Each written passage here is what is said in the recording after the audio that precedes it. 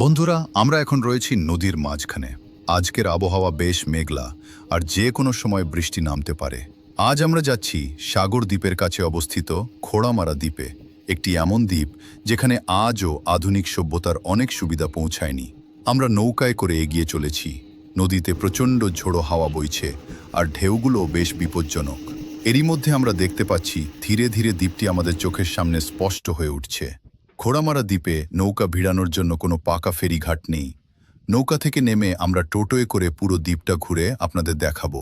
চারদিকে তাকালেই দেখা যায় পুরনো দিনের মতো টালির ছাউনি আর মাটির দেয়ালের ঘর। প্রতিটি বাড়ির ছাদের ওপর ৫-৬টি করে সোলার প্যানেল লাগানো রয়েছে, কারণ আজও এই দ্বীপে নিয়মিত বিদ্যুৎ পৌঁছায়নি। এখন আমরা চলে এসেছি নদীর পাড়ে। স্থানীয় মানুষজন জানালেন যে ঘোড়ামারা দ্বীপ আজ আমরা দেখছি তার প্রায় অর্ধেকটাই ইতিমধ্যে নদীগর্ভে বিলীন হয়ে গেছে। প্রতি বছর একটু একটু করে দ্বীপটির আয়তন কমে যাচ্ছে। নদীর বাঁধ ধরে এগোতে গিয়ে দেখতে পাচ্ছি নতুন করে ঝাউ গাছ লাগানো হয়েছে, যাতে ভাঙন রোধ করা যায়। আমরা এখন জঙ্গলের মাঝ দিয়ে চলেছি। জঙ্গলের ফাঁক দিয়ে নদীর দৃশ্য সত্যিই অসাধারণ সুন্দর লাগছে।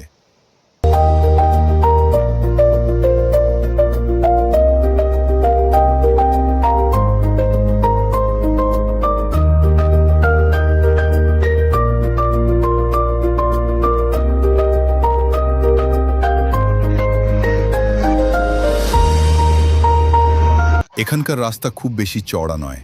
একটি টোটো চললে আরেকটি টোটোকে পাশ দিতে যথেষ্ট অসুবিধা হয়। এখনও এখানে মাটির ঘর আর ত্রিপলের ঘর চোখে পড়ে। অনেক পুরনো বাড়ি রয়েছে, কিন্তু মানুষ নতুন করে পাকা বাড়ি করতে সাহস পায় না, কারণ বন্যার সময় সবকিছু ডুবে যাওয়ার আশঙ্কা থাকে। বাড়ির আলো, পাখা, টিভি থেকে শুরু করে টোটো চার্জ সবই চলে সোলারের মাধ্যমে। দেখুন এই সুন্দর দৃশ্যগুলো। একসময় এখানে একটি বড় বাজার ছিল, কিন্তু সেটিও নদীগর্ভে তলিয়ে গেছে। নদীর মাঝে দাঁড়িয়ে থাকা নারকেল গাছগুলো যেন সেই হারিয়ে যাওয়া জনপদের সাক্ষী হয়ে রয়েছে। এখানকার পরিস্থিতি এতটাই কঠিন যে অনেক সময় মোবাইল ইন্টারনেটও ঠিকমতো কাজ করে না। আমরা এখন একটি হাই স্কুলের সামনে এসে পৌঁছেছি। স্কুলটির নাম ঘোড়ামারা মিলন বিদ্যাপীঠ হাই স্কুল। এর পাশেই রয়েছে একটি বড় সোলার পাওয়ার প্রজেক্ট। এই বিশাল সোলার প্রকল্প থেকেই দ্বীপের বাড়ি বাড়ি বিদ্যুতের ব্যবস্থা করা হয়েছে। টোটো চালকরাও এখান থেকেই তাদের গাড়ি চার্জ করে নেন। পুরো দ্বীপ ঘুরে দেখতে আমাদের টোটোয় প্রায় আধ ঘন্টা সময় লেগেছে। এতেই বুঝতে পারছেন দ্বীপটি কতটা ছোট হলেও জায়গাটি অত্যন্ত সুন্দর এবং আমাদের খুব ভালো লেগেছে। তবে এখানকার মানুষের জীবনযুদ্ধ সত্যিই কঠিন। প্রতিদিন প্রকৃতির সঙ্গে লড়াই করেই তাদের বেঁচে থাকতে হয়। এবার আমরা বাড়ির পথে রওনা দিচ্ছি।